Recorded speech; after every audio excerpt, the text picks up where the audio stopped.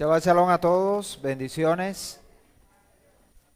Le damos gracias infinitas a nuestro Padre Eterno por darnos la bendición y el privilegio nuevamente de estar en su casa para alabar y glorificar su santo nombre y para estudiar su palabra. Vamos a orar, darle gracias al Señor a través de esta oración por esta bendición tan grande que nos regala. Amantísimo Padre, te damos infinitas gracias y te bendecimos por la bendición preciosa que nos otorgas en este día, Señor. Día de Shabbat, día de impartición y de bendición. Gracias por reunirnos otra vez, Señor, porque a través de los méritos de tu Hijo amado Yehoshua, podemos nosotros habitar juntos en armonía para reverenciar, glorificar, alabar y exaltar tu nombre por encima de todas las cosas, Señor. Gracias, Padre. Bendito sea tu nombre, alabado, glorificado y enaltecido sea tu nombre por los siglos y hasta los siglos, Señor.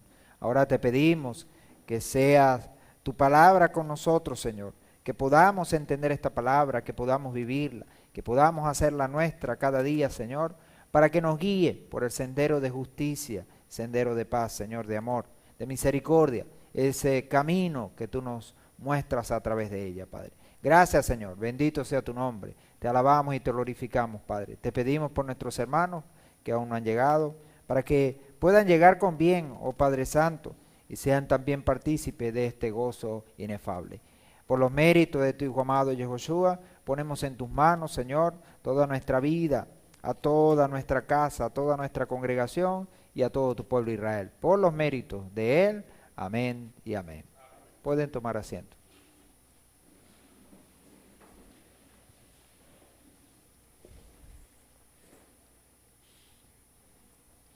Bien, seguimos estudiando las porciones de la Torá, no nos detenemos semana tras semana, seguimos valorando el bien, el legado y la herencia que el Eterno nos ha dejado.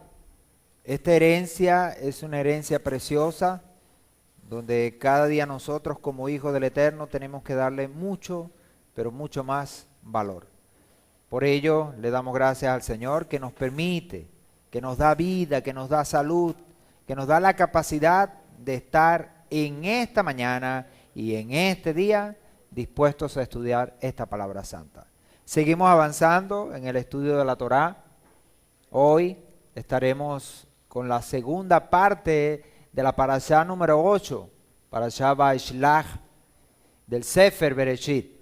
Estaremos estudiando en esta porción desde el capítulo 34 de Bereshit, versículo 1, hasta el capítulo 35, versículo 20. Es la porción de la Torá que toca hoy en esta segunda parte de esta parashá número 8, Vaishlach. Los escritos apostólicos, como ya es costumbre también para nosotros, en cada porción de la Torá asignarle una porción de estos escritos apostólicos tan valiosos también. Segunda de Corintios capítulo 6, versículo 1 al 18. Y la Haftará, que ya la leímos también en lo que fue la Boda Torá, Miqueas, el profeta Miqueas, capítulo 5, versículo 1 hasta el 9. Son entonces las porciones que hoy estaremos revisando, con las cuales nos estaremos relacionando de manera enfática en esta mañana.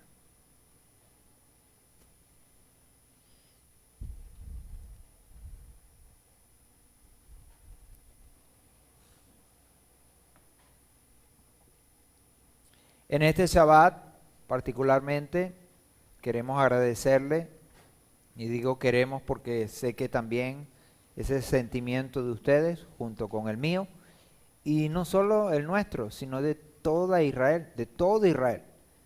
El hecho de que podamos hoy estar aquí, pero también que podamos sentir que nuestro Padre nos escucha, que nuestras oraciones son escuchadas y que son respondidas. En esta semana le damos gracias al Eterno por las oraciones que ha escuchado y que ha concedido el hecho de que podamos estar aquí y que aquel que estaba enfermo hoy tenga salud, aquel que estaba en necesidad hoy tenga sustento y que pueda estar hoy aquí, entendido que la mano del Señor es sobre nosotros. Y qué más que el Shabbat para que podamos reconocer esa mano poderosa de Adonai sobre nosotros. Así como lo fue y lo ha sido y seguirá siendo en la vida de todo nuestro pueblo Israel. Y aquí en estas porciones de la Torá que hemos estado estudiando, lo hemos visto a través de la vida de nuestros patriarcas. Y no solo en la vida de nuestros patriarcas, sino en la vida misma nuestra, o en nuestra misma vida, que lo podemos experimentar. Ya no es algo que está en un libro o que está plasmado en letras, sino que lo podemos vivir nosotros, lo podemos experimentar. Como es el hecho de que Adonai, nuestro Padre que está en los cielos, nos escucha. Y esa es la confianza que tenemos, como dice 1 Juan en el capítulo 4, versículo 13. Y esta es la confianza que tenemos, que si pedimos alguna cosa, Él nos oye. Y si Él nos oye, entonces Él va a poder darnos lo que necesitamos. Amén. Bien, seguimos entonces avanzando con el estudio de la Torá. Leeremos, antes de entrar en lo que es esta porción que nos ha tocado para esta mañana, en los escritos apostólicos, en 2 de Corintios, capítulo 6, versículo 1 al 18, nos dice la Escritura: así pues nosotros, como colaboradores, os rogamos que no recibáis en vano la gracia de Adonai, porque dice: en tiempo aceptable te he oído, y en día de salvación te he socorrido. He aquí ahora el tiempo aceptable, he aquí ahora el día de salvación, no dando en nada ocasión de tropiezo para que nuestro ministerio no sea vituperado. Antes bien, recomendándonos en todo a nosotros mismos como ministros de Adonai, en mucha paciencia, en tribulaciones, en necesidades, en angustias, en azotes, en cárceles, en tumultos, en trabajo fatigoso, en desvelos, en días sin comer, en pureza, en conocimiento, en longanimidad, en bondad, en espíritu de santidad, en amor genuino, en palabra de verdad, en poder de Adonai, mediante armas de justicia, las de ataque y de defensa, por medio de honra y de afrenta, de infamia y de buena fama, como engañadores, pero veraces, como no conocidos, pero bien conocidos, como moribundos, pero llenos de vida, como castigados, pero no condenados a muerte, como entristecidos, pero siempre gozosos, como pobres, pero enriqueciendo a muchos, como no teniendo nada, aunque poseyéndolo todo. Nuestra boca os está abierta, oh Corintios, nuestro corazón se ha ensanchado. No estáis estrechos en nosotros, sino que la estrechez está en vosotros. Correspondednos pues con los mismos sentimientos que tenemos hacia vosotros, como a hijos os lo digo, no estéis unidos en yugo desigual con incrédulos, pues ¿qué compañerismo hay entre la justicia y la iniquidad? ¿Y qué comunión hay de la luz con las tinieblas? ¿Y qué concordia del Mesías con Belial? ¿O qué parte del creyente con el incrédulo? ¿Y qué acuerdo entre el santuario de Adonai y el de los ídolos? Porque nosotros somos santuario del Elohim viviente. Como dijo Elohim, habitaré entre ellos y entre ellos andaré. Y seré su Elohim y ellos serán mi pueblo. Por tanto, salid de en medio de ellos y separaos, dice el Señor, y no toquéis lo inmundo, y yo os recibiré. Y yo seré por padre, y vosotros me seréis por hijos e hijas, dice el Señor Todopoderoso. Amén. Como ya lo hemos visto, con lo que ha sido el comienzo de este mes octavo, el llamamiento de Adonai a su pueblo. Adonai nos está llamando en este mes a que podamos nosotros salir del mundo. Salir del mundo significa es trabajar en función de un aspecto tan importante como lo es la santidad. En este tiempo nosotros tenemos que trabajar fuertemente para poder sembrar en todos esos aspectos espirituales de nuestra vida para que podamos nosotros recibir también esos frutos de bendición que hay dentro de la palabra, que hay dentro del Señor. Por eso atendemos a ese llamado que encontramos aquí en esta carta de salir de salir de en medio de todo lo que está dañado, de todo lo inmundo, de todo lo malo, para ir en pos entonces de nuestro Padre. Y dice algo aquí muy importante: y yo os recibiré. Vemos la mano entonces de nuestro Padre en este tiempo, un tiempo especial para recibirnos, para podernos aceptar como hijos suyos que queremos tener relación y comunión con Él. Decimos esto a propósito porque en medio de todo lo que fue el séptimo mes, recibimos una gran bendición. Y pensamos que al acabarse este mes y todas las altas fiestas, nos hemos ido de la presencia de Adonai. Y eso no puede ser de esa manera. El hecho de que el séptimo mes sea un mes de gran bendición, más bien nos debe es catapultar a desde allí tener una mejor relación con nuestro Padre.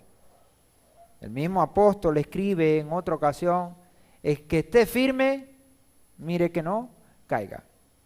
Cuando entendemos estas palabras a la luz del tiempo profético del Eterno, estar firme es como vivir en Tirrí. Cuando llegamos a Tirrí, y lo hablábamos, lo hablaba el Morelle de él, para lo que fue el estudio del mes, estar en Tirrí es como estar en lo más alto. Pero cuando estamos en lo más alto, tenemos que tener cuidado, porque después puede venir un tiempo donde nos podemos descuidar y nos podemos caer. Entonces estamos en el tiempo donde tenemos que mirar que hemos llegado a una estatura. No nos podemos confiar. Tenemos que seguir obrando y trabajando en función del llamamiento del Señor, que debe ser todos los días de nuestra vida, para que podamos corresponder entonces a este llamamiento que el Señor nos está haciendo y que también podemos ver en medio de esta porción de la Torá que estaremos estudiando en esta mañana. Ya vimos la semana pasada, esta porción, Vaishla, se traduce como y envió, en referencia a lo que hizo Jacob a la hora de encontrarse con su hermano Esaú. En la porción pasada, primera parte de esta parashá, vemos cómo Jacob pudo enfrentar a su hermano Esaú correctamente, porque era un hombre nuevo. Ese hombre nuevo, conocido ahora como Israel, a partir de esta porción de la Torá. En esta porción de la Torá se le cambia el nombre de Jacob por Israel. Vemos cómo toma su responsabilidad y protege a su familia. Se pone delante de ella y enfrenta a su hermano, inclinándose ante él por respeto, porque era su hermano mayor. Hashem intervino al hacer enfrentar a Jacob, no con su hermano, sino consigo mismo. Antes de que Jacob pudiera enfrentar a su hermano, necesitaba primero enfrentarse consigo mismo, venciendo sus miedos y así, de esa manera, encontrar su mundo interior. Poder encontrar su mundo interior reconociendo su esencia y el valor de ésta, más allá de los mismos actos, sean buenos o sean malos, entendiendo hacia dónde vamos y que todo lo que sucede en esta vida tiene que funcionar para que podamos acercarnos al Eterno. Esaú le hizo 3 preguntas a los sirvientes de Jacob, y esto lo vimos en la porción pasada, en el versículo 30, en el capítulo 32, versículo 17. ¿Recuerdan esas 3 preguntas? ¿Sí las recuerdan? 3 preguntas. Esas 3 preguntas son importantes porque tienen que ver con lo que es también la vida de cada creyente. De cada creyente. Esas 3 preguntas que les hizo, por supuesto el texto cuando lo leemos en Bereshit 32, 17, no dice que sea Esaú el que las haga como tal. Es Jacob que le dice a su siervo cuando Esaú les pregunte, cuando les haga estas preguntas. Y es el mismo Jacob quien menciona las tres posibles preguntas que Esaú podría hacer. La primera es, ¿de dónde vienen? Jacob, recordemos lo que pasó en esa porción, envió varios contingentes y a cada contingente le dijo lo mismo. Cuando él les pregunte de dónde vienen, la primera pregunta. Segunda pregunta, ¿a dónde van? Y junto con estas dos, otra tercera, ¿para quién son estas cosas? Entonces, el mismo Jacob plantea que Esaú puede realizarle a ellos, a sus siervos, estas tres preguntas. Ahora, ¿cómo podrían estas tres preguntas relacionarse con nosotros y con el hecho de que cada quien, así como nuestro padre Jacob, nuestro padre Israel, tuvo que también él enfrentarse a sí mismo y buscar su mundo interior, su esencia, para poder a partir de aquí tener una mejor relación con el Eterno? Porque evidentemente nosotros vemos en esta porción de Bailá cómo la vida le cambia a nuestro patriarca radicalmente. Dentro del Talmud, nuestros sabios dicen que estas tres preguntas pudieran relacionarse con tres preguntas que nosotros tenemos que hacernos constantemente, y son, primero, esa de dónde vienen corresponde a ¿de dónde vienes? Esa pregunta que tenemos que hacernos, ¿de dónde venimos? Segundo, ¿a dónde vas?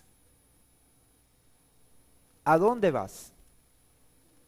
Una persona no puede andar en el mundo sin saber de dónde viene ni a dónde va.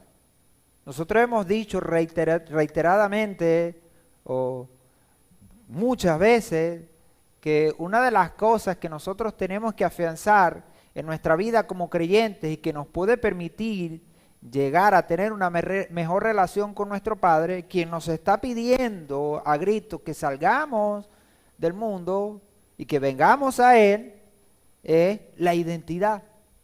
Estas dos preguntas se relacionan con la identidad que nosotros debemos poseer. Estar bien claros. Claro, porque de ello dependen muchas cosas en nuestra vida. Entonces, hablan de esta segunda pregunta posible que Saúl le podría hacer a esos siervos: ¿a dónde van? Es la pregunta: ¿a dónde vas? ¿A dónde vas tú? ¿A dónde voy yo? Y tercero, ¿a quién tienes que rendir cuentas? Lo relacionan con esta tercera pregunta: ¿para quién son estas cosas? ¿En función de qué estamos trabajando? ¿A quién tenemos que rendir cuentas? Prontamente, en función de esto, estaremos empezando en la lección que estamos dando los quintos días de la semana, los miércoles, el tema del temor. Y esta expresión, ¿a quién tienes que rendir cuenta?, nos dirige hacia allá, hacia el temor. Yirá, el temor a Adonai. Entendiendo las dos primeras preguntas como valederas para podernos llevar a esta tercera: ¿a quién tenemos que rendir cuenta? Es decir, vivir en este mundo entendiendo que en un momento, más pronto que tarde, porque sabemos y entendemos por la palabra que la venida del Señor está muy cerca, nos tendremos nosotros que presentar delante de alguien. Y ese alguien, que para nosotros no es desconocido, es nuestro Padre Celestial. Tendremos que presentarnos delante del Padre Celestial. Y delante del Padre Celestial, ¿qué habrá que hacer? Rendir cuentas.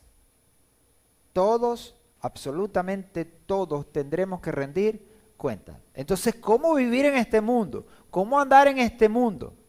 Y es una de las cosas que nuestro padre Jacob va a saber manejar a partir de ahora.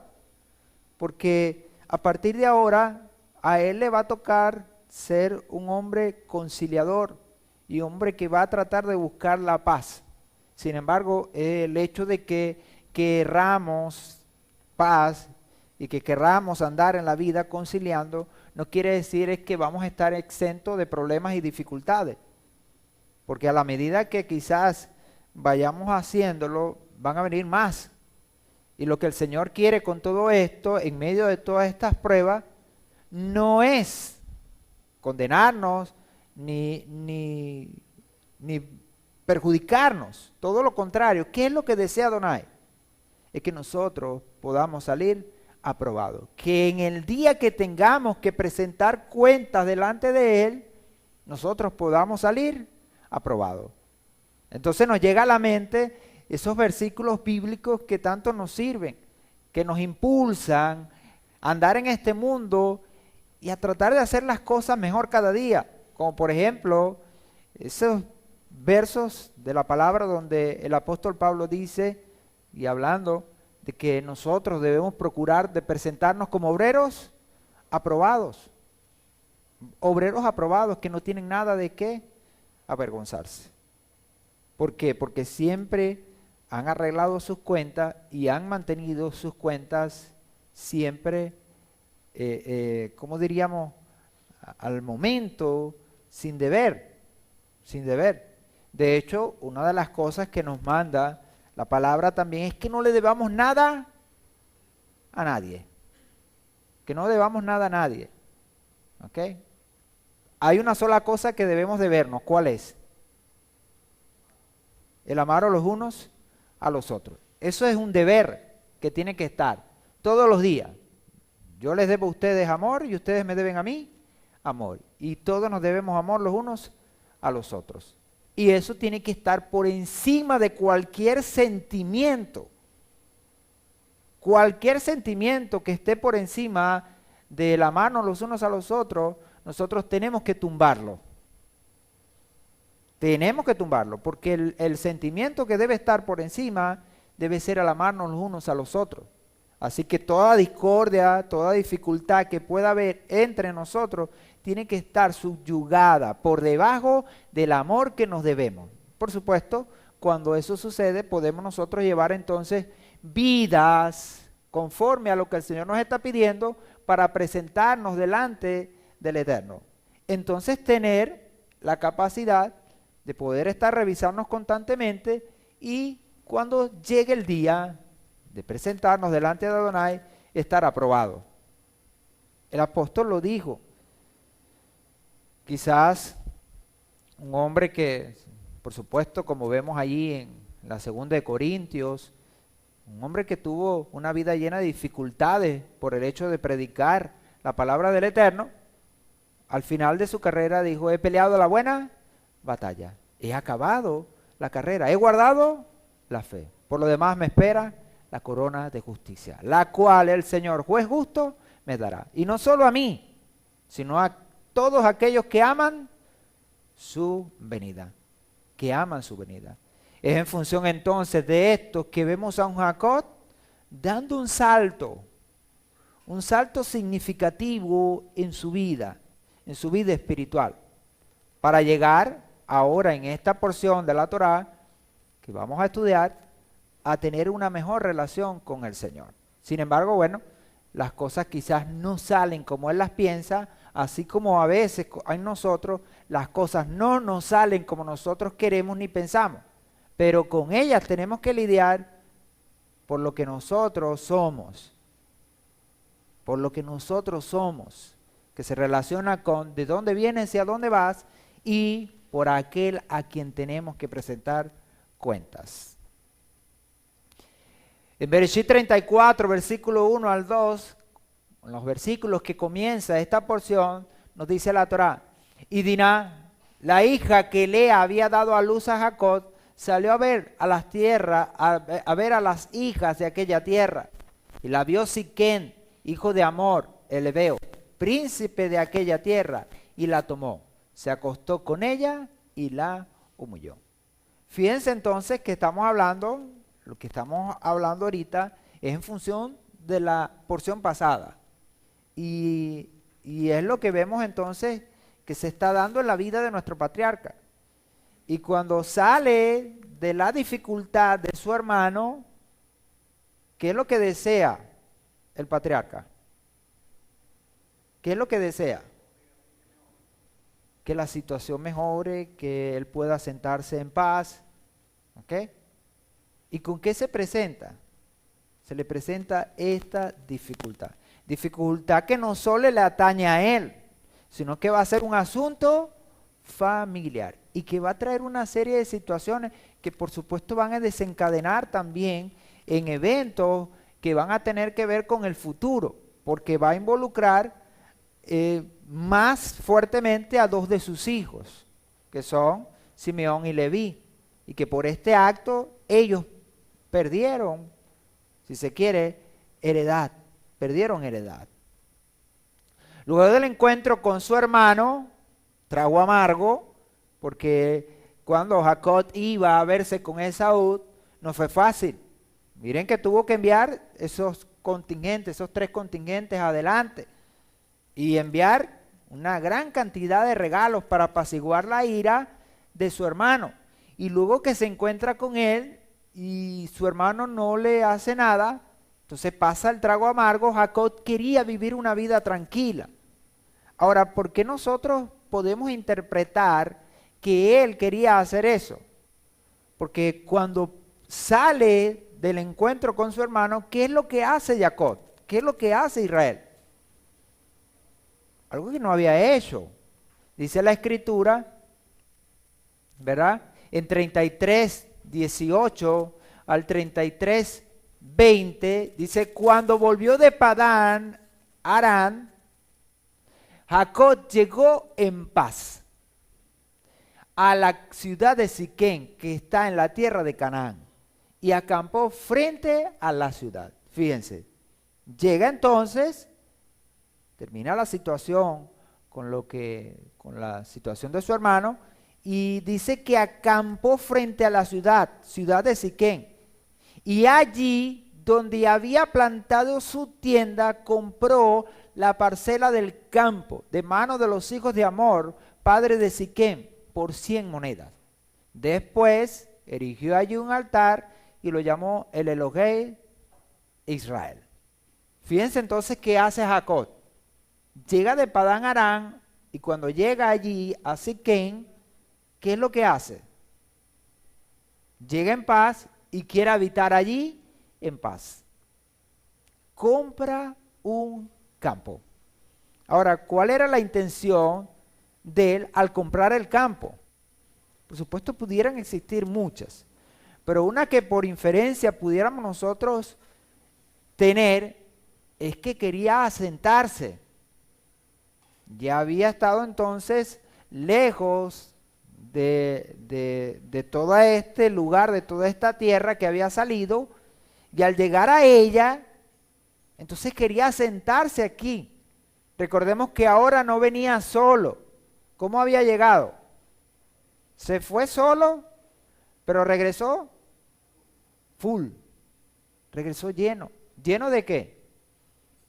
No solo de ganado, no solo de posesiones, sino también de una familia.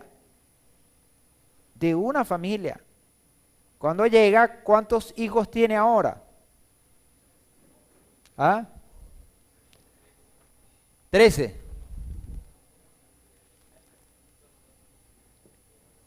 12 y medio, vamos a decirle.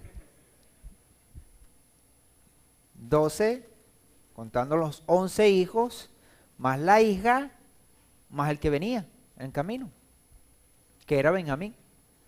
¿Ok? Entonces, el hombre viene cargado y llega a este lugar y ¿qué quiere? Asentarse. Muchas veces a nosotros nos pasa lo mismo.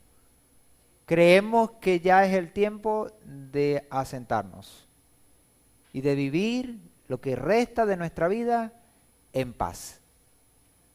Y parece contradictorio porque a partir de este momento comienza una serie de eventos en la vida del patriarca que van a generar una turbulencia, bueno, impresionante.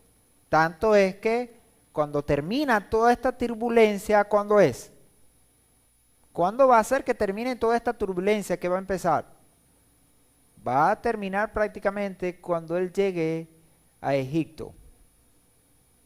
Cuando tenga otra vez a Joseph. Cuando vea a Joseph.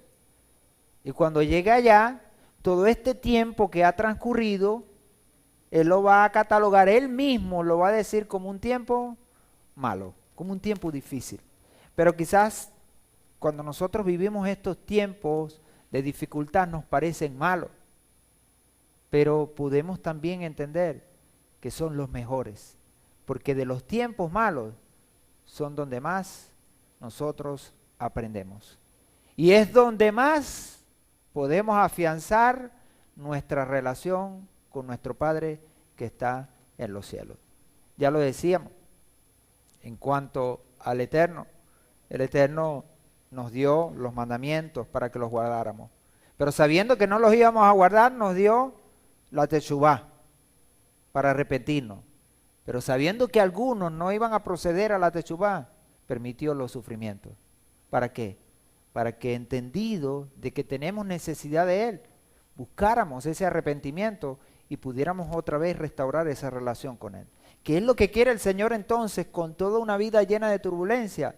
Es que nos podamos acercar más y más a Él, que podamos estar más cerca de Él y que por supuesto podamos cumplir lo que Él tiene determinado para nosotros. Entonces vemos en estos versículos cómo Él, ¿verdad? Dice que planta su tienda y compra la parcela del campo. Ojo con esta parcela, porque esta parcela va a tomar significancia cuando Él entregue, por supuesto, la heredad a todos sus hijos. ¿A quién le quedará esa parcela? ¿En manos de quién va a estar depositada? ¿A quién le quedará? Esa parcela significó bastante para nuestro padre Jacob. De hecho, hoy todavía se reconoce el lugar en Israel. El lugar que hoy está es conocido como Nablus, porque está en manos ahorita esto de lo que es la autoridad palestina, ¿okay? En la ciudad de Siquén en Samaria, conocido como Cisjordania, hoy actualmente, y está por supuesto en reclamación. Y allí está nada más y nada menos que enterrado en esa parcela otro patriarca, el patriarca Joseph. Joseph fue enterrado allí. ¿Por qué fue a Joseph quien se le dio esta porción que él compró por 100 monedas? Y hay algo interesante que pasa en este lugar, es que, dice la Escritura, que allí él erigió un altar, el primero que él erige, ese altar. Ya vemos cómo sus padres le habían mostrado cómo hacerlo. Ahorita más adelante vamos a ver cuántos altares fundaron o hicieron o instituyeron nuestros patriarcas, esos patriarcas primigénitos como son Abraham, Isaac y Jacob, y veremos cómo Abraham e Isaac también lo hicieron, por supuesto siendo Abraham el que más lo hizo o en mayor ocasión. Entonces allí planta un altar y la función de plantar un altar, ¿cuál es? ¿Para qué nosotros plantar un altar? Para tener una relación, una devoción con el Eterno. Él quería en ese lugar poder vivir una vida tranquila donde relacionarse con el Eterno. Pero ¿qué sucede?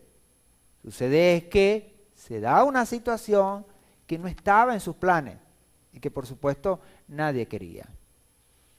En el capítulo 35, versículo 1 dice, y dijo Elohim a Jacob, levántate, sube a Betel y habita allí, y haz allí un altar al Elohim que se te apareció cuando huías delante de Saúl tu hermano.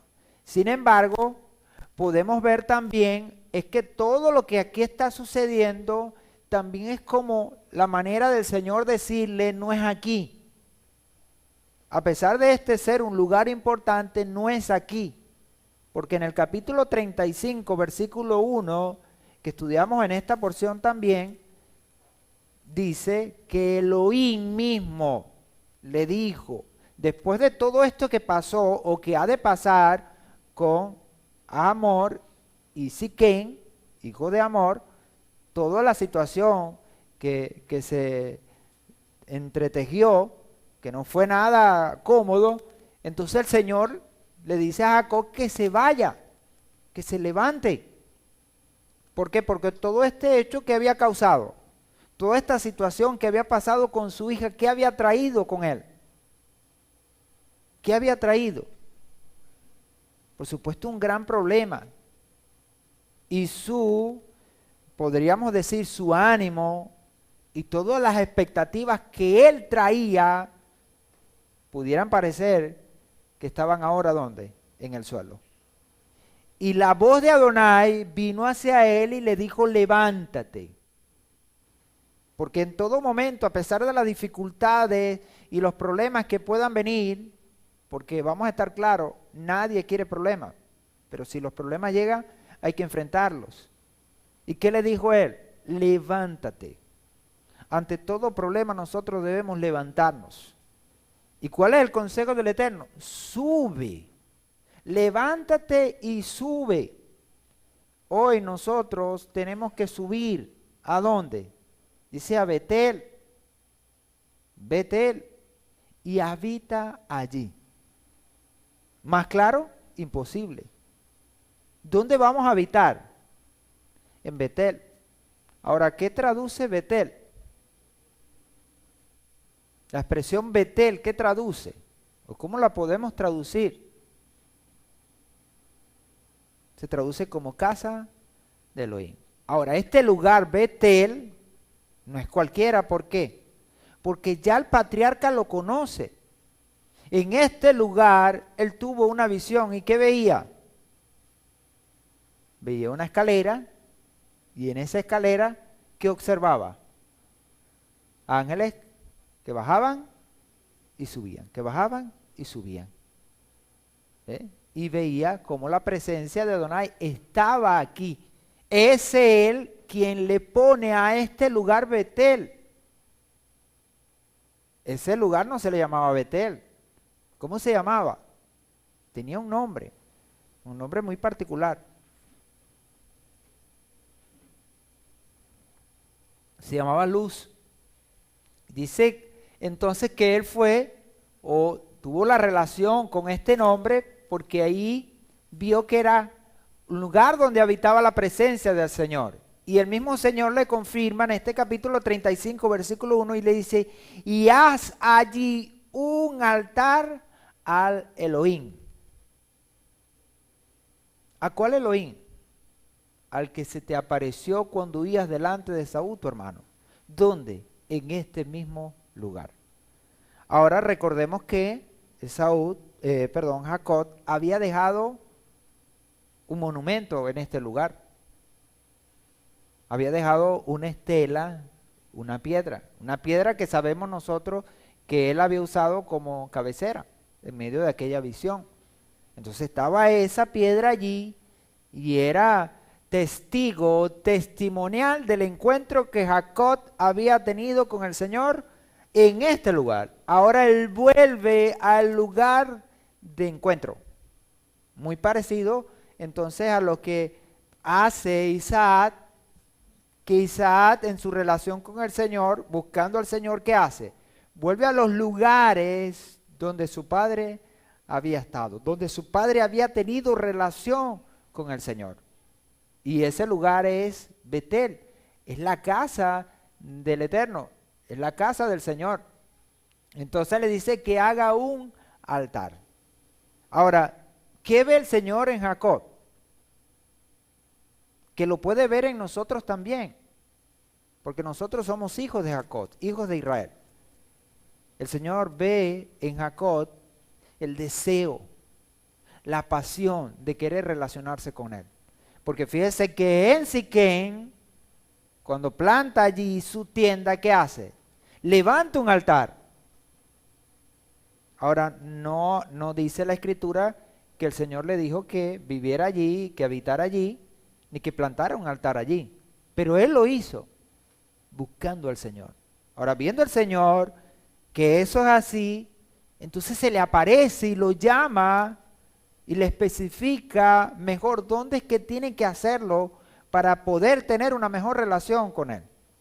Eso nos hace recordar a un evento que pasó posteriormente en la historia, después de los tiempos de Yehoshua, en los tiempos de Pablo, ¿verdad? Y de los apóstoles, Pedro, en el capítulo 10 de los Hechos de los Apóstoles, cuando Cornelio, aquel varón, dice que buscaba al Señor, y buscando al Señor, ¿a quién encontró?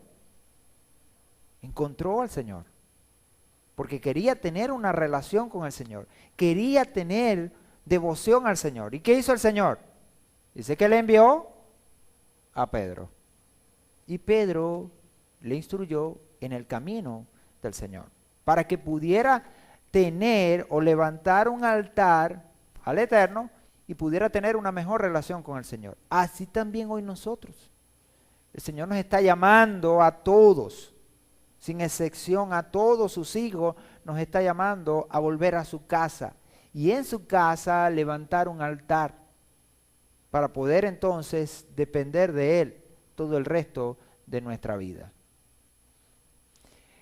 En el 34:7, después que entonces se enteran de toda la situación que pasa con la hija de Jacob, Diná, al regresar del campo, nos dice la Torá, que los hijos de Jacob regresaron del campo al oírlo, y aquellos hombres se entristecieron y se irritaron en gran manera, porque Siquem había cometido una infamia en Israel, acostándose con la hija de Jacob, pues tal cosa no se debe hacer. Jacob, de primera mano, deja que sus hijos sigan allá trabajando, ¿ok? Y no los molesta. Cuando ellos regresan es que ellos se enteran de la situación que ha pasado. Quizás Jacob estaba pensando en ver cómo solucionar todo este problema y salir de él de la mejor manera. No iba a ser fácil, y de hecho no lo fue, porque la actitud y la reacción de sus hijos así lo fue. Ya ellos venían con el ruido, dice que al oírlo, ya habían oído la situación, y quizás esa situación fue la que les trajo, y que les regresó a sus casas, a ver cómo salían de todo esto, pero la situación no podía quedarse así. Ahora, ¿qué era lo que había pasado para ellos? Siquem había cometido una infamia. Y dice en Israel. Cabe destacar que ya el nombre de Israel comienza a tomar ¿qué? Fuerza. Fuerza para constituirse como una tradición de hechos que han de hacerse y que se deben sostener en el tiempo. Por supuesto, estos hechos van a ser propicios en función de la costumbre ahorita de una familia, porque no podemos verla como un pueblo, sino como una familia. Ya dijimos que, bueno, Jacob regresó lleno y ahora tiene varios hijos, tiene sus mujeres y se constituye como un clan, como una familia, ya con cierta fuerza. Entonces vemos a ellos, a los hijos de Israel, que ven esto como un acto grave. Un acto muy grave. Aquí se menciona entonces a Israel, nombre de la nación que todavía no existe. De todas formas, existe aquí un hecho indicativo de lo que será la moral de Israel. Esas costumbres que han de perpetuarse en nuestro pueblo cuando reciba la Torá. Dos cosas graves que vemos aquí en lo que pasa en esta historia. Hubo una relación sexual sin pacto matrimonial. Ahora, la Torá nos dice que Dina entonces, estando sus hermanos fuera, sale y se va a encontrar con las hijas de aquella tierra. Y estando allí, entonces la ve Siquem y él la toma. la tomó. Ellos, los hermanos, ven este acto como una violación. Ahora, la Torá no especifica cómo fue la situación, si él la obligó o no la obligó. Esto ha dado, por supuesto, pie a mucha conjetura y a muchas suposiciones. De hecho, ahí está una película sobre esta historia de Diná, entre otras.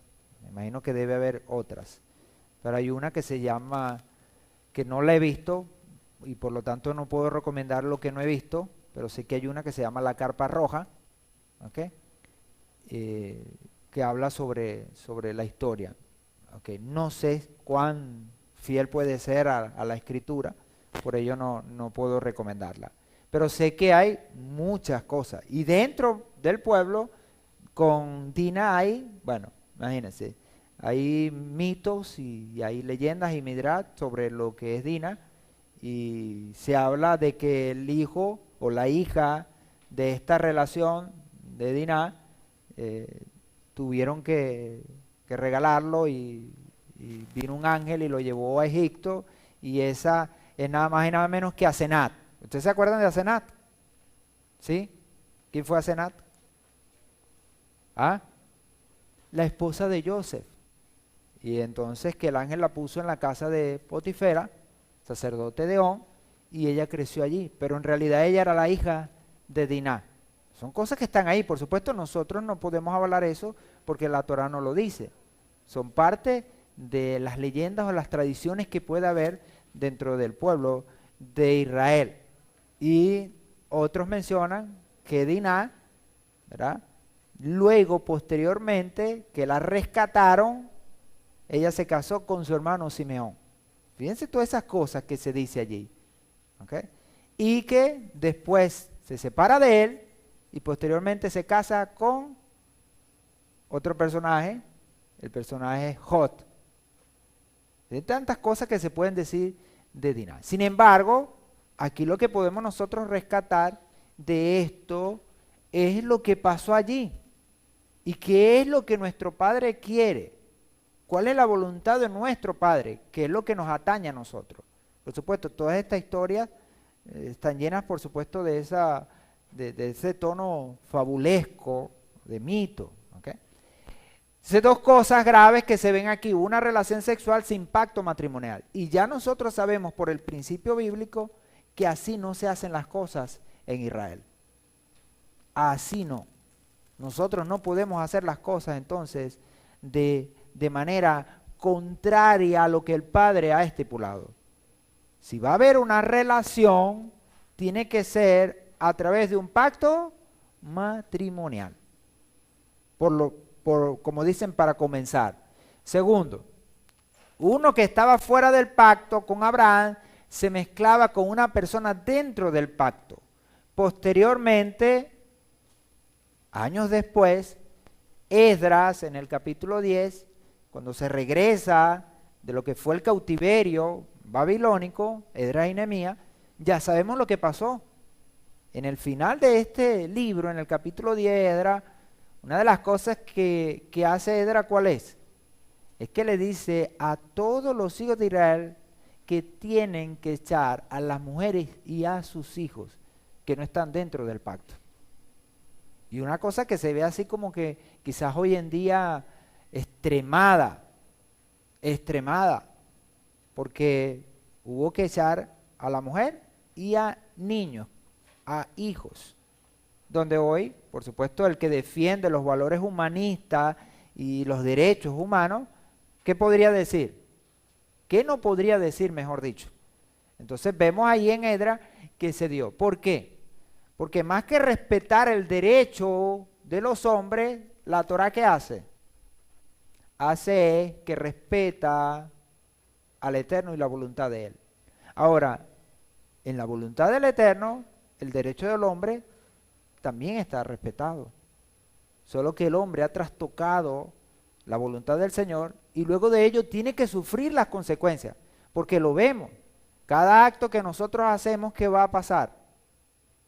¿Qué va a pasar? vamos a tener que sufrir una consecuencia. Bien sea sufrir algo malo o experimentar algo bueno que traiga el hecho de cumplir la voluntad del Señor. Entonces vemos esas dos cosas graves, graves. Ahora, esto, en cuanto a lo que está pasando aquí, lo hacen los hijos de Israel. Ahora, los hijos de Israel se constituyen de primera mano ¿en qué? En príncipes, en líderes, en jueces. Pero en todo, en Israel, en todo juzgado, siempre hay alguien que lleva la voz cantante. Lleva la voz cantante.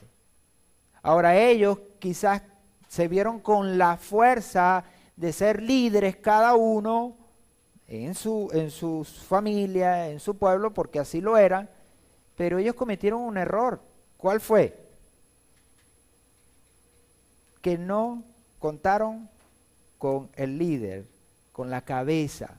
Y en este caso, el líder y la cabeza, ¿quién era? Jacob. Entonces, juzgaron sin poder decirlo de esa manera, sin el presidente del tribunal. Jacob no tuvo nada que ver con este juicio que ellos a priori montaron.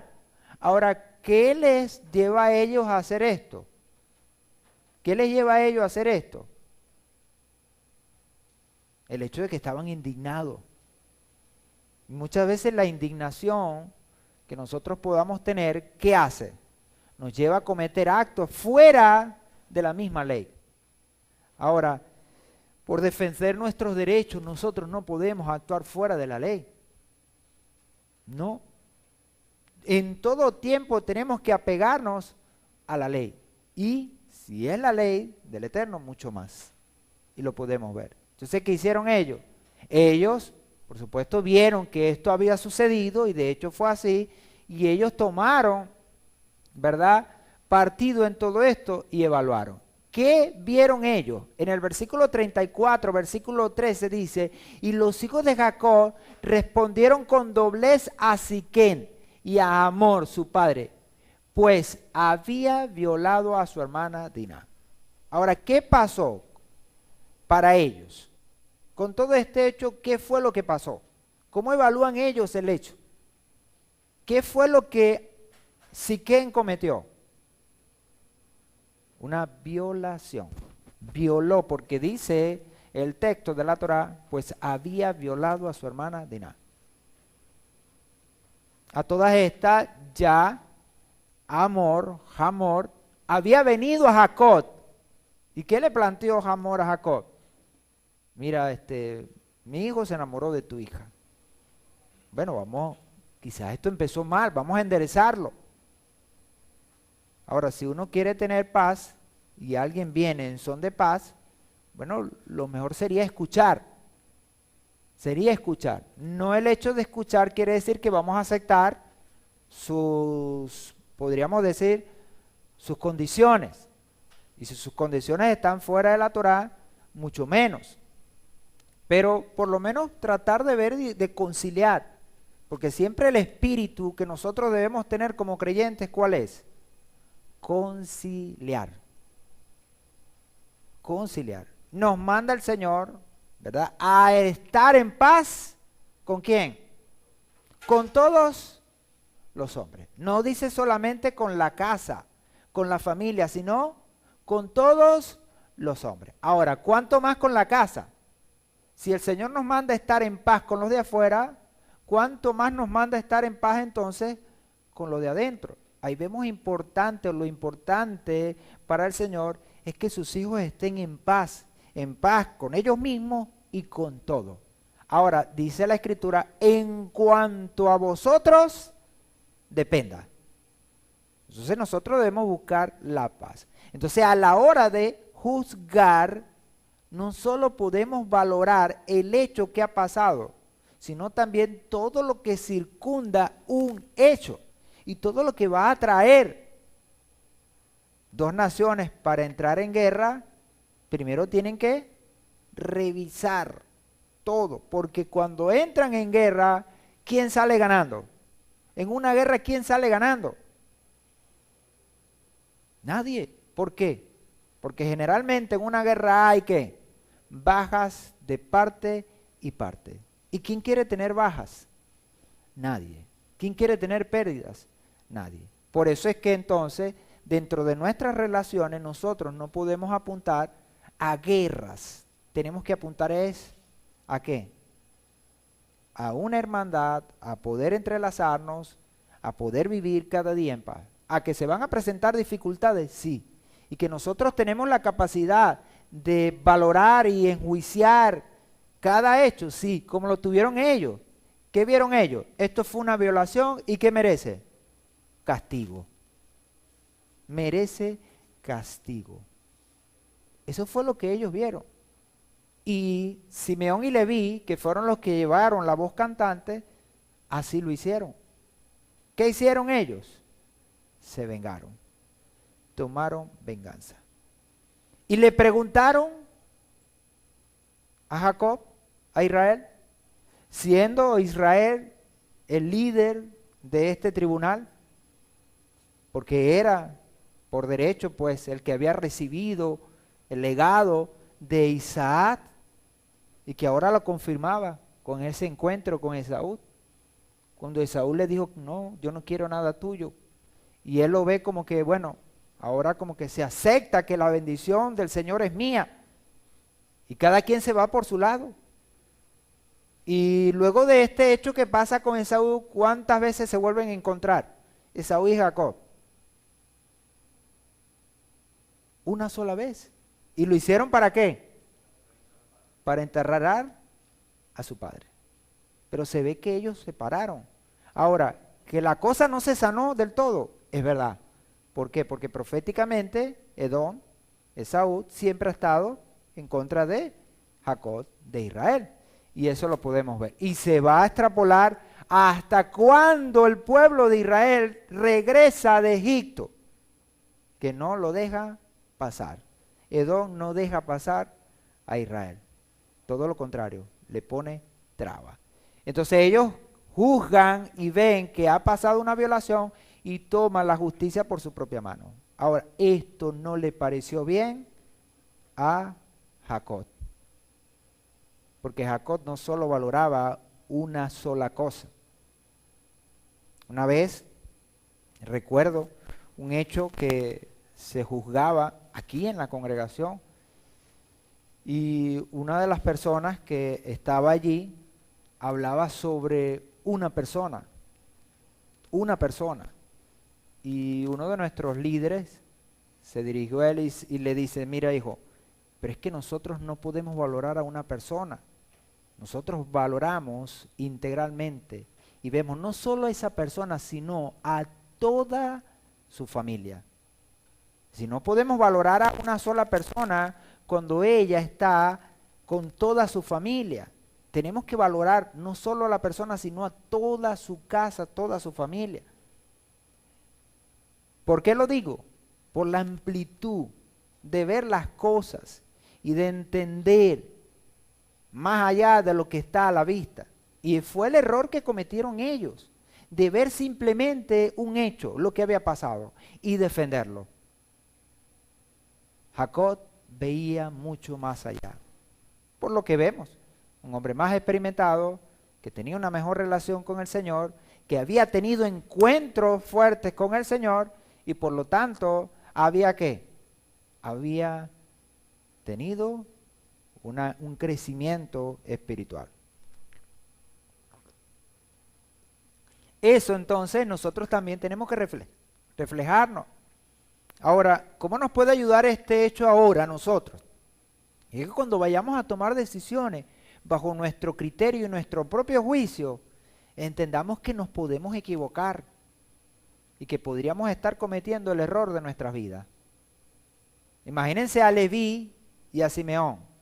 Si a ellos les dicen que esta actitud que ellos están tomando y este hecho que van a hacer les va a traer problemas en su vida, no solo a él, sino a todos sus descendientes, yo les aseguro que no lo hubiesen hecho. Pero lamentablemente no miraron, sino que se dejaron llevar por su pasión. Esa pasión que en ese momento estaba por venganza. Por eso la Torá, ¿qué dice? En Deuteronomio, ¿qué dice la Torá? ¿Ah? Dice, el Señor le dijo a Israel, dice, no os venguéis. ¿Por qué? ¿Por qué no nos podemos vengar? ¿Por qué?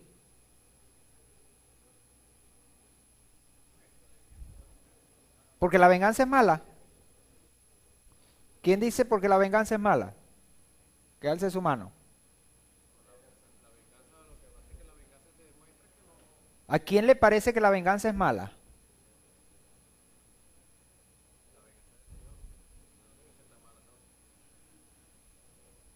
La venganza no es mala. Solo que a nosotros no nos corresponde. ¿La venganza es de quién? Del Eterno. Entonces, ¿malo qué es? Usurpar el lugar del Eterno. Porque la venganza no es mala. La venganza es del Eterno y Él la dará. ¿Y qué nos dice la Escritura? Que nadie ante el Señor saldrá como impune. Y cuando decimos que alguien salga impune, ¿qué es? Que comete un delito y no lo pague. Delante del Señor nadie saldrá así. Porque el Señor dice, mía la venganza, yo daré el pago.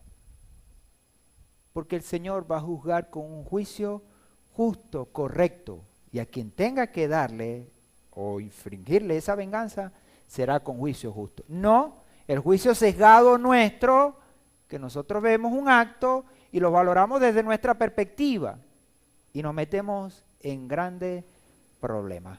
Ahora, quien anda así y anda vengándose en todo momento de todo lo que le hacen o de todo lo que le parecieran hacerle, ¿cómo vive? Vive amargado. Vive amargado. No podemos vivir de esa manera. Entonces fue lo que pasó con ellos. Y fíjense, esto es tan importante para nosotros, porque esto tiene que ver con un aspecto importante en la vida del creyente. ¿Con qué es? Con su paz. La paz para nosotros, ¿cómo debe ser? Un reducto. Para nosotros la paz debe ser una fortaleza, que no la debemos cambiar por nada. Por nada. Esa paz la quería Jacob, porque dice la Escritura que él regresó en paz y quería vivir en paz. Pero lamentablemente toda esta situación no le termina trayendo paz, le termina trayendo dificultad. Y bueno, sus hijos tienen mucho que ver con eso. En Efesios 5:5, 2 Corintios 6:14 y 1 Corintios 7:39 habla, ¿verdad?, de la situación que puede presentarse cuando nosotros cometemos el error de unirnos de manera, si se quiere, contraria a lo que el Señor nos está diciendo.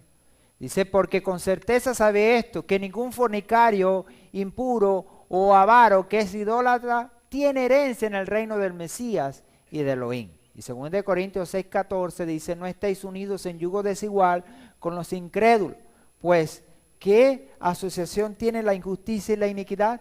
¿O qué comunión la luz con las tinieblas?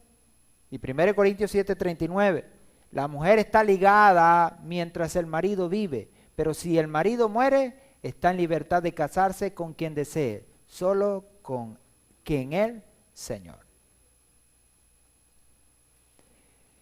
Capítulo 35, versículo 2. Entonces Jacob dijo a los de su casa y a todos los que estaban con él, quitad cualquier Elohim extranjero que hay entre vosotros, purificaos y mudaos los vestidos. Ya vimos como en el 35:1 el Señor que le dice, mira, levántate y sube a Betel.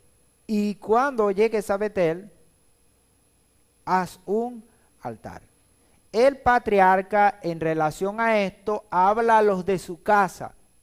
Ya venían con una situación difícil con toda esta situación, con Hamor y Siquén, en ese lugar. Entonces Jacob quería que los de su casa entendieran este aspecto tan importante que era la relación con el Señor. mientras una persona no tenga una relación con el Señor, entonces no podrá mirar más allá espiritualmente de lo que sus ojos le puedan mostrar físico. Entonces su visión espiritual, ¿cómo será? Nula. Porque con los ojos físicos no podemos ver lo espiritual. Necesariamente tenemos que tener lentes espirituales. Entonces Jacob, atendiendo al llamado del Señor, les llama y les dice: purificaos y mudaos los vestidos.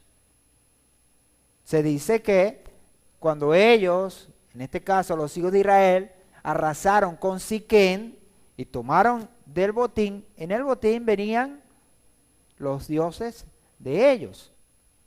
¿Okay? Entonces, posiblemente se estaría refiriendo a todo aquello que pudieron haber traído de ese botín y que no podía irse con ellos.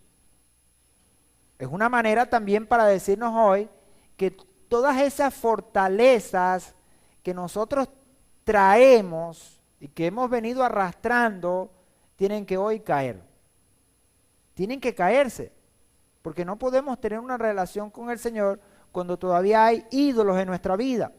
Y esos ídolos no simplemente son imágenes, sino que pudieran ser cualquier cosa, y ya lo hemos dicho en otra ocasión, que pudiera quitar el primer lugar al Señor. Cualquier cosa en tu vida que pueda quitar el primer lugar al Señor es visto como un ídolo. Y esos ídolos tenemos que quitarlos. Ahora, ¿quién lo va a quitar? ¿Quién lo va a quitar? Fíjense que es cada uno, porque la Torá dice que Jacob le dijo: quitad. Él pudo haber ido en la tienda de cada uno y hacerlo. Lo pudo haber hecho. Tenía la fuerza, tenía la autoridad de hacerlo. ¿Pero qué quiso? Es que la enseñanza quedara. Es que ellos obraran en función de sí mismos y que cada uno, así como él, consiguiera su mundo interior, su esencia, su propia relación con el Padre, y que tomara a ellos mismos la determinación de hacerlo. Que cada uno quite sus ídolos. Que cada uno los haga. Ahora, ¿por qué? Porque por mucho que yo quiera meterme en la vida de ustedes, no voy a terminar por saber cuáles son sus ídolos. ¿Quién puede saber quién es su ídolo? Cada quien. Ahora, bendito el Eterno. ¿Por qué? Porque nos muestra dónde están los ídolos. Porque si hay algo que hay alguien que está interesado en que nosotros saquemos los ídolos de nuestra vida, ¿quién es? Es el Eterno. Porque Él no comparte su gloria con nadie. Entonces Él quiere tener relación con nosotros, pero los ídolos que hay en nuestra vida no nos dejan tener relación efectiva con Él. Entonces, ¿qué hace el Eterno? Nos manda a quitar los ídolos, que los quitemos. ¿Y qué dice? Purificaos y mudaos los vestidos. Esto podríamos relacionarlo con lo que dice el apóstol, ¿verdad? En Colosenses. Y que por supuesto la Torá en Deuteronomio 7:26 los manda. Dice: cualquier imagen que habían conseguido al despojar la ciudad de Siquén tenía que ser eliminados a la hora de acercarse a un lugar santo, como está escrito en Deuteronomio 7:26. Y dice la Torá: y no traerás cosa abominable a tu casa, pues será anatema como ella. Ciertamente lo aborrecerás y lo abominarás, pues es anatema. Y los ídolos entran en el rasgo de abominable. Abominable. El Señor los repudia, los rechaza y no puede cohabitar con ellos. Ya lo vimos, como lo dice la Escritura en 2 Corintios. Y en función del hecho de unir en yugo desigual, habla es qué comunión tiene el Mesías con Belial. Ninguna. Porque donde está uno no puede estar el otro. Porque donde habita la luz, la oscuridad no existe, no está. Entonces, en función de tener una mejor relación con el Señor y de lo que el Señor nos está llamando, ese llamado del 35:1 es especial, pero ese llamado también es para nosotros, de habitar en la casa del Señor. Y en Hechos 15:20, en aquel famoso concilio, dice, se le recomendó a todos aquellos que venían entrando dentro de los gentiles, dice que se abstengan de todas cosas contaminadas por los ídolos. Todo objeto contaminado por los ídolos o que fue consagrado a los ídolos, entonces dice, tienen que abstenerse de ellos. Hay que abstenerse de ellos. Dice de fornicación, de estrangulado y de sangre. Entonces vemos evidentemente la marca que el Padre mismo le pone a nuestras vidas en función de la relación con Él. De que tenemos nosotros que echar todo lo malo fuera, todo aquello que le quita el primer lugar al Señor. Y dice entonces, ahora en Colosenses, en función de esa expresión purificados que habla aquí la Torá, dice, si pues habéis resucitado juntamente con el Mesías, buscad las cosas de arriba, donde está el Mesías sentado a la diestra de Adonai. Poned la mira en las cosas de arriba y no en las de la tierra, pues ya habéis muerto y vuestra vida está escondida con el Mesías en Adonai. Cuando el Mesías, vuestra vida, sea manifestado, entonces también vosotros seréis manifestados con Él en gloria. Haced morir pues lo terrenal en vuestros miembros: fornicación, impureza, pasión desordenada, deseo malo y la avaricia, que es idolatría. Cosas por las cuales viene la ira de Adonai, en la que también vosotros anduvisteis en un tiempo cuando vivías en ella. Pero ahora desechad también vosotros todas estas cosas: ira, enojo, malicia, maledicencia, lenguaje obsceno de vuestra boca. Fíjense en este capítulo, desde este versículo 1 hasta el versículo 17 que vamos a leer, cómo se muestra la conducta que el Señor desea que nosotros tengamos. Ahora, si dice la Escritura aquí, si pues habéis resucitado con el Mesías. Ahora, esa expresión, si pues habéis resucitado junto con el Mesías, ¿a qué alude? Aquí estamos en un nuevo comienzo. El hecho de volver a la vida. Esta situación que ha pasado y que han vivido ellos les ha traído serios problemas. Y ahora es el momento especial para comenzar de nuevo. El Señor les invita. Dice, suban, levántense y suban a Betel. Sube a Betel, pero no solo Jacob, sino que la invitación es ¿para quién? Para toda su casa. ¿Por qué? ¿Cómo se llama la casa de Jacob? Israel. Porque la invitación es para todo Israel. Todo Israel está llamado a esto. Y dice el apóstol, si pues habéis resucitado juntamente con el Mesías, buscad las cosas de arriba. Y las cosas de arriba, a la hora de buscarlas, se evidencian ¿cómo? Por nuestros actos. Y uno de los actos que dice el apóstol que tenemos que hacer es, el versículo 5 nos lo dice, hacer morir pues lo terrenal en vosotros. Y cuando dice lo terrenal, ¿a qué alude? A todo acto que está apegado al Yetzer Hará. Lo terrenal aquí alude a todo acto que pasa por el Yetzer Hará.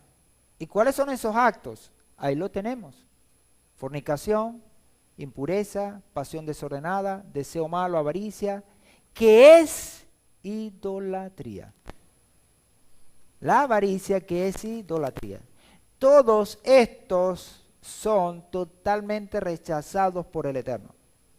Y nosotros como creyentes, como hijos de Él, si queremos tener una relación con Él, debemos purificarnos de esto y mudar nuestros vestidos.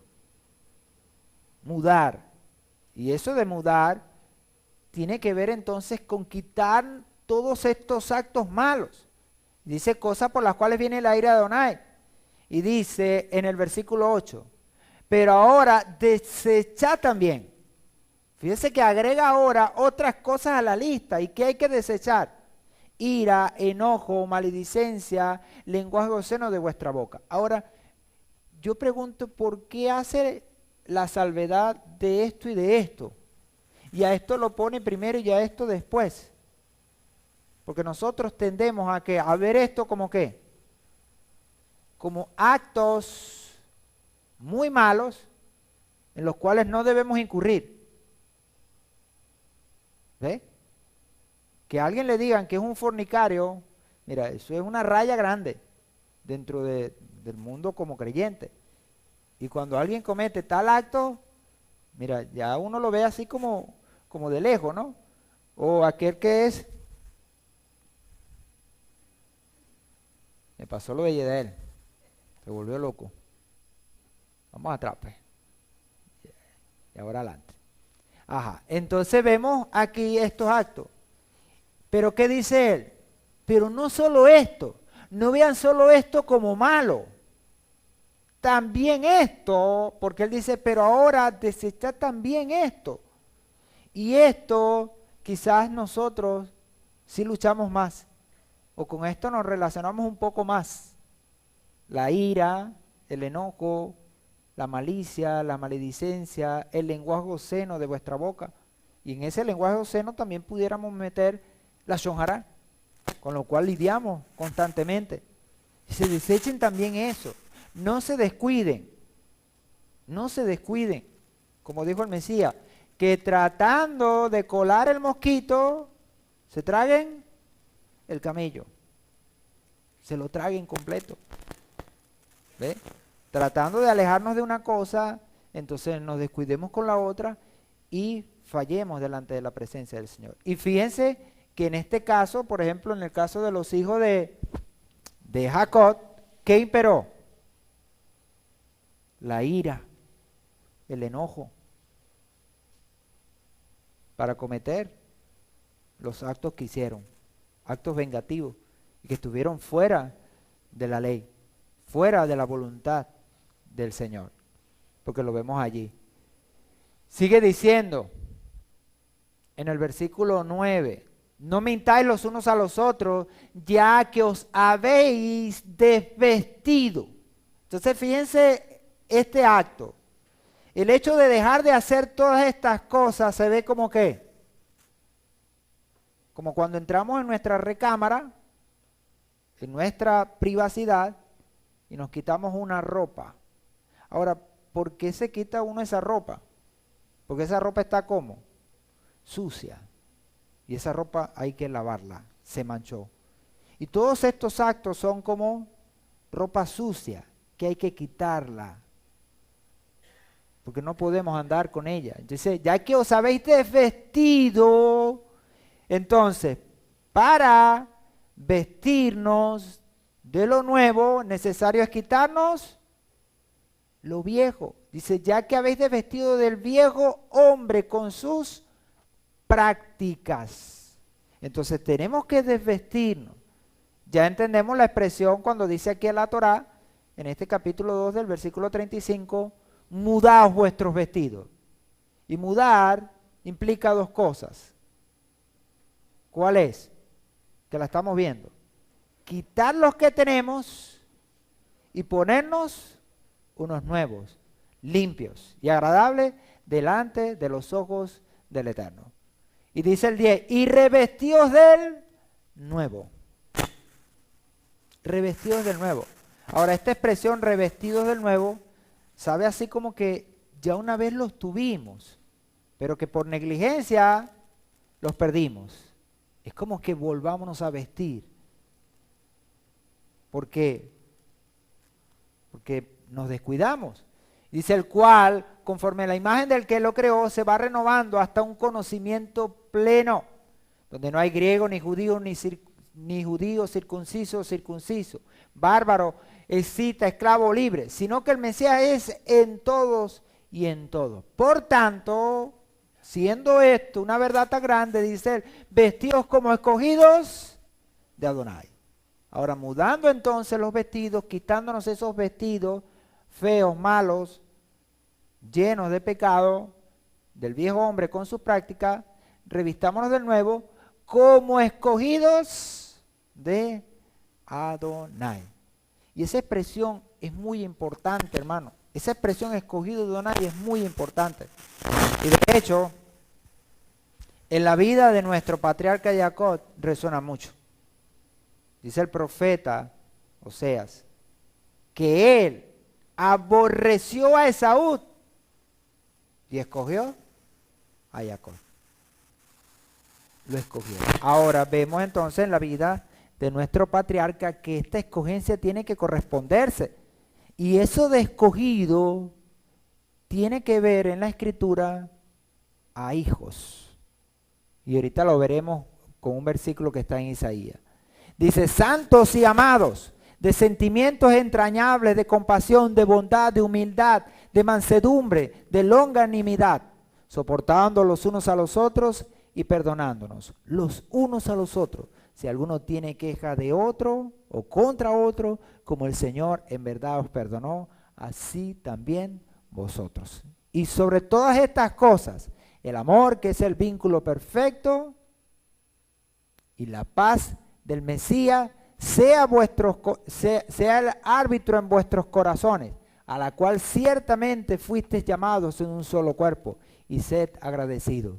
La palabra del Mesías viva en vosotros en abundancia, con toda sabiduría, enseñándonos y amonestándonos los unos a los otros con salmos e himnos y cánticos espirituales, cantando con gratitud en vuestros corazones a Adonai, y todo lo que hagáis, de palabra o de obra, hacerlo todo en el nombre del Señor Yahushua, dando gracias al Padre por medio de Él. Cuando nosotros hacemos esto de purificarnos y mudar los vestidos, de quitarnos el viejo hombre y ponernos el nuevo en el Señor, con las prácticas que el Señor nos está llamando, la humildad, la mansedumbre, la longanimidad, el amor, el perdón y todas esas cosas, ¿qué se da en nuestra vida? Podemos nosotros levantar un altar. Porque esto que está hablando al final de Colosenses, ¿qué es? Una vida de devoción. Y una vida de devoción se lleva ¿a dónde? Frente a la presencia del Señor. Quien tiene una vida de devoción y no lo está haciendo para el Señor, entonces su devoción, ¿cómo es? No tiene sentido. La devoción tiene sentido es cuando levantamos un altar para tener una relación con el Señor. Y es lo que entonces el patriarca es en el momento en el cual él se encuentra y a donde quiere llevar su casa. Ahora también nosotros, el Señor hoy nos quiere llevar de la misma manera. Es a que levantemos cada uno un altar, una relación personal con el Señor y que cada uno pueda vivir de esta manera, donde la palabra viva en abundancia en nosotros y podamos experimentar y expresarlo a través de esa devoción. Devoción que hoy, más que nunca, nosotros debemos afianzar. ¿Por qué? Porque vienen tiempos más difíciles.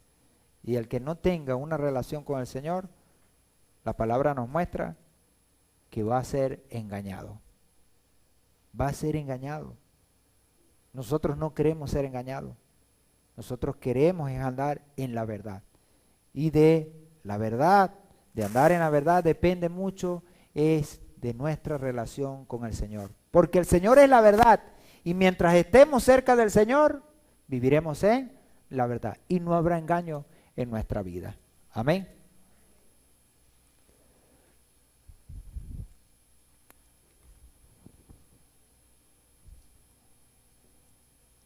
(35:3-7) Levantémonos y subamos a Betel. Y haré allí un altar al Elohim que me respondió en el día de mi angustia y ha estado conmigo en el camino que he andado. Y llegó Jacob a Luz, que es Betel, en tierra de Canaán.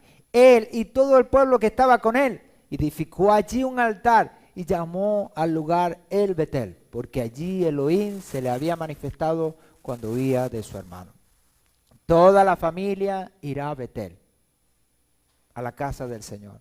Sin embargo, la construcción del altar y el agradecimiento estarán a cargo de Jacob, pues nadie puede agradecer mejor a Adonai en quien ha experimentado su ayuda y su protección. Ahora, nosotros, la pregunta es, ¿hemos experimentado la bondad, la misericordia, la protección, el amor del Señor? Si lo has experimentado, Entonces, así, con el patriarca, tú también puedes construir tu altar. Nosotros, cada uno, podemos construir nuestro altar. Ya no un altar de piedras como quizás lo hicieron ellos.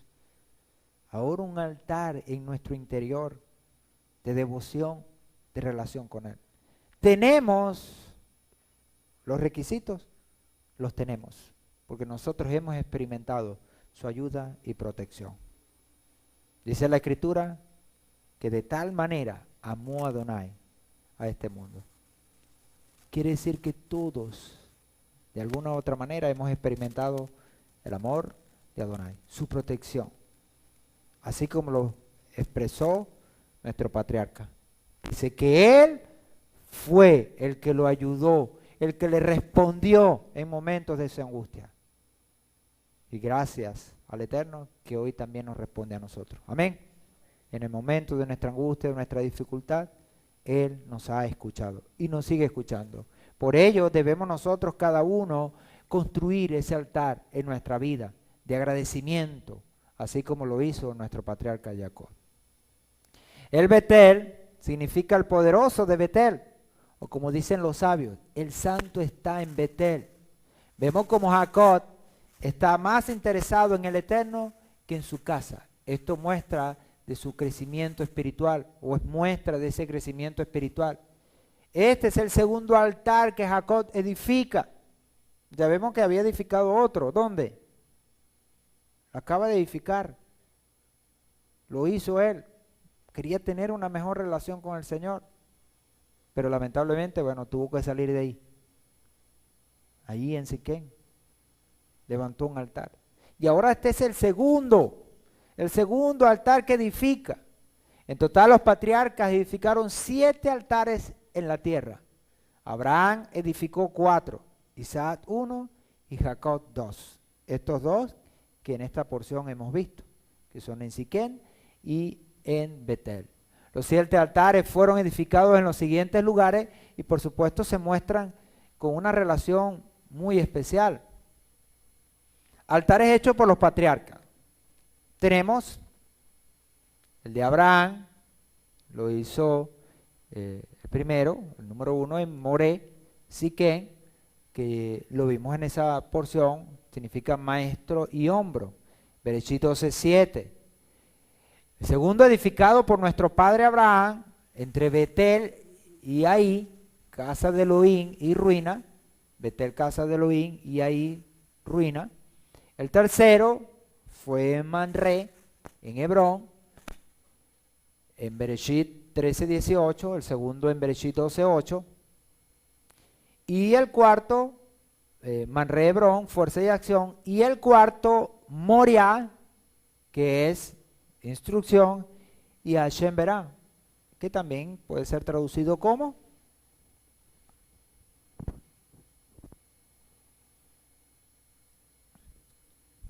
¿cómo puede ser traducido también este último? Hashem proveerá. Proveerá. 22:9, que fue en el momento de la Akedah, cuando se sacrificaba a Isaac.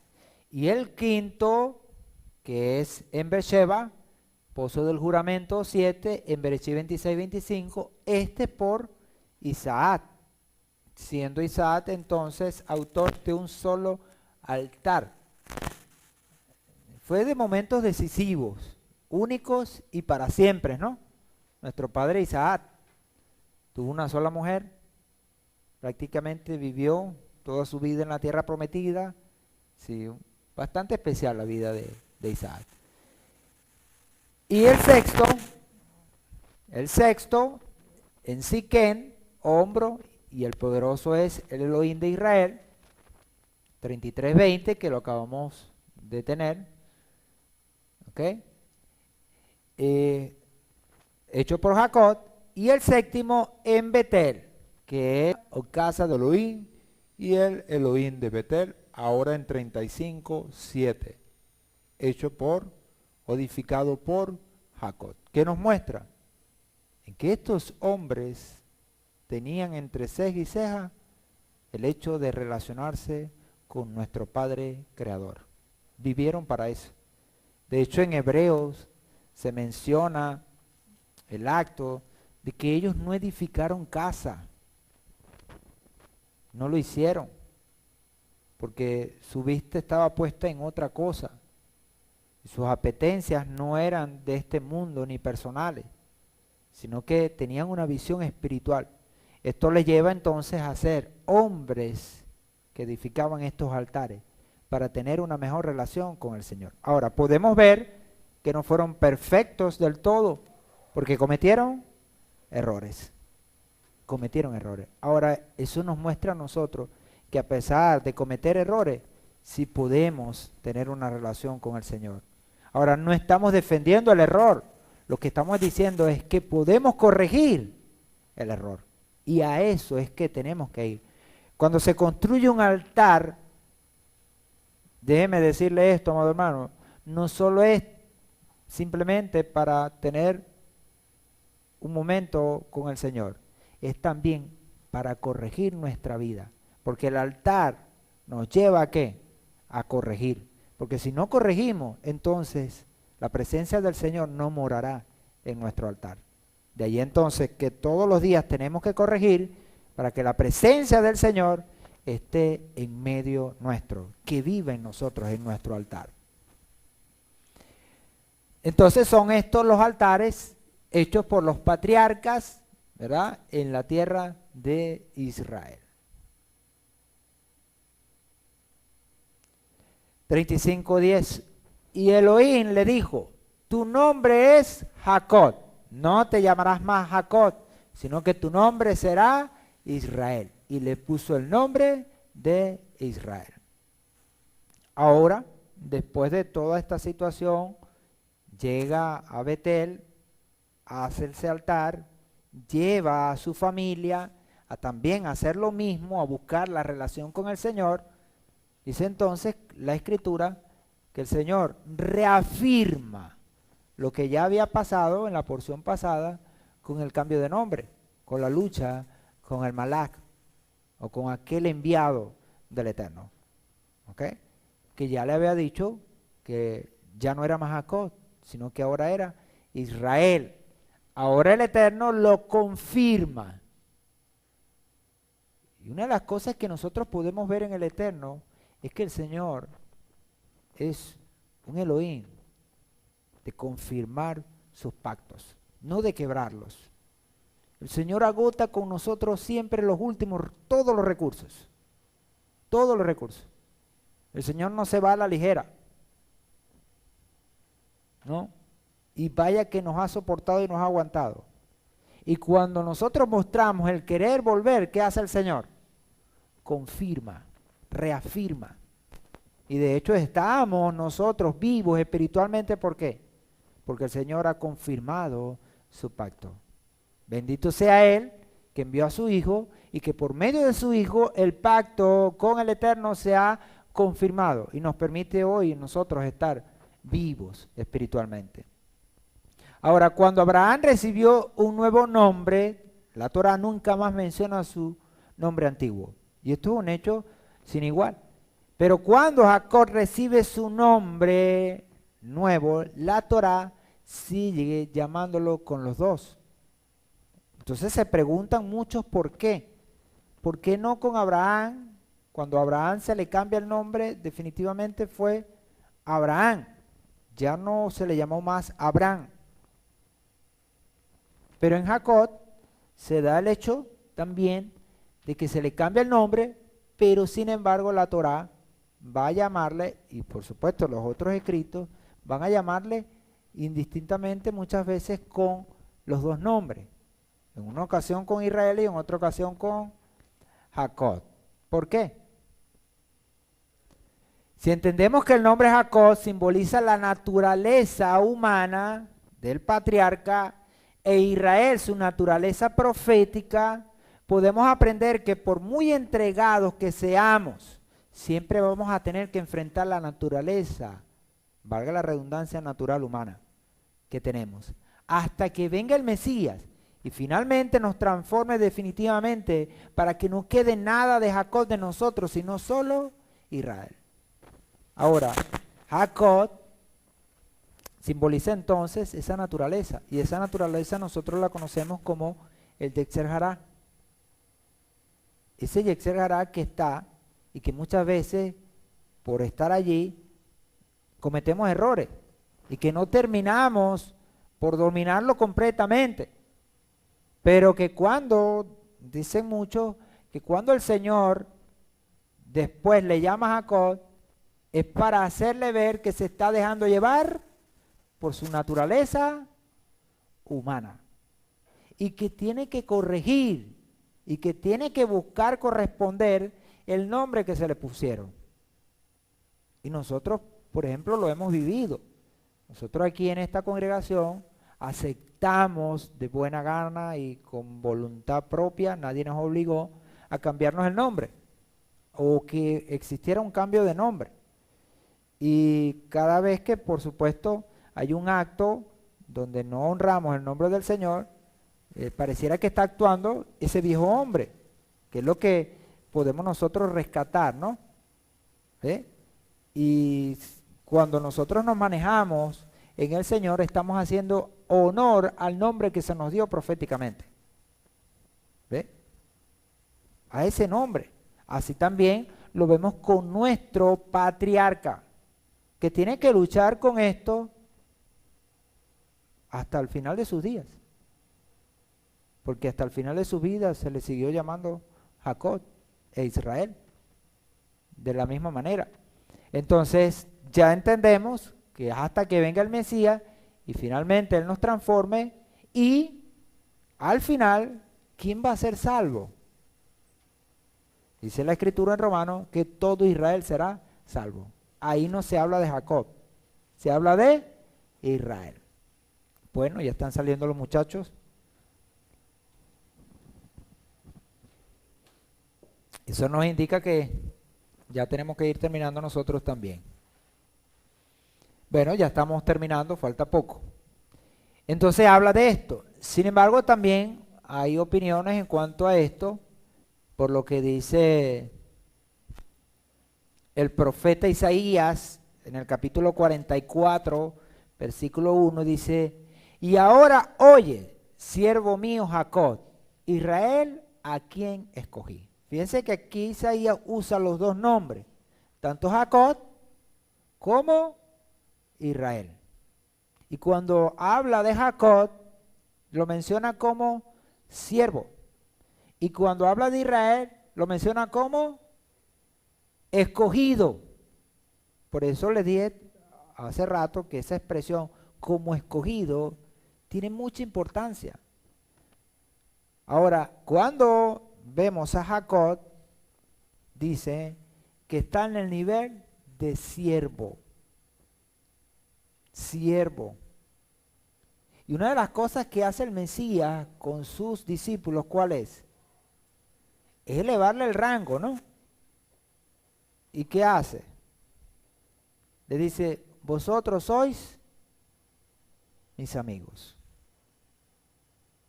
Y como amigos, yo les voy a contar a ustedes estas cosas, que no se las contaría a un siervo. Porque cuando vemos la función de un siervo, ¿para qué está? Un siervo simplemente está para recibir órdenes y cumplirlas sin chistear. Ahora, muchas veces pareciera que la relación que nosotros tenemos con el Señor es esa: recibir órdenes y cumplirlas y ya está. Y no es así.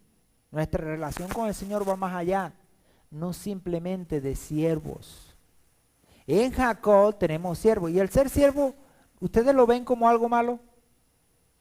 No es malo. Tiene su valor.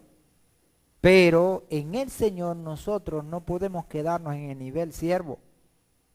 Tenemos que escalar ¿hasta dónde? Hasta el nivel de escogido. Y ese nivel tiene que ver con el ser hijos. Por eso habla de Israel como mi hijo, como mi primogénito. La Torá habla de Israel como mi primogénito. Cuando lo estaba liberando de Egipto, el Señor llama a Israel mi primogénito, su hijo, su escogido. Entonces, cuando la Torá habla de estos nombres, también tiene que ver esto. Israel, a quien escogí. Y eso se relaciona mucho con nosotros. ¿Por qué? Porque nosotros no éramos hijos. El Señor nos ha escogido y le ha placido que nosotros ahora también seamos sus hijos. Y eso tiene mucho más valor, porque uno puede decir, ¿quién escogió el papá y la mamá que tuvo o que tiene? Yo no le escogí, ustedes tampoco. Ahora, tampoco escogimos los hijos que hemos tenido y que en este caso nosotros los hombres, nuestras esposas parieron. Simplemente nosotros hicimos lo que teníamos que hacer y lo otro lo decidió ¿quién? El Eterno. Pero cuando uno adopta a otro, a uno que no es nuestro, que no lo parimos, lo estamos escogiendo nosotros. Y eso tiene un gran valor en cuanto a lo espiritual. ¿Por qué? Porque el Señor nos escogió.